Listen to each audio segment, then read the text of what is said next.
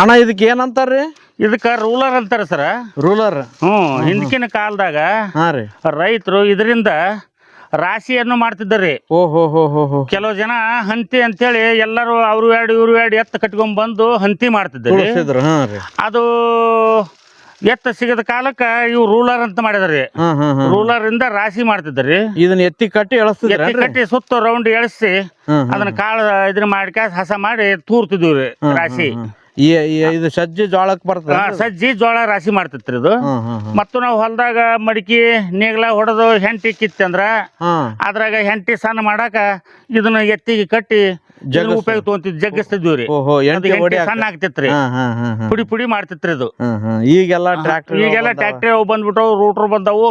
ಅದ್ರದ್ದೇನು ಅವಶ್ಯಕತೆ ಈಗ ಬೆಳೆ ಇಲ್ರಿ. ಮೊದಲು ಏನೈತಿ ಯುವಕರದನ್ನ ಅನುಕೂಲ ಮಾಡೋರಿ. ಈಗೆಲ್ಲ ಮೂಲಿ ಗುಂಪಾಗಿ ಕುಂತಾವ್ರಿ. ಎತ್ತುಗಳಿಗೆ ಕೇಳವ್ರಿ.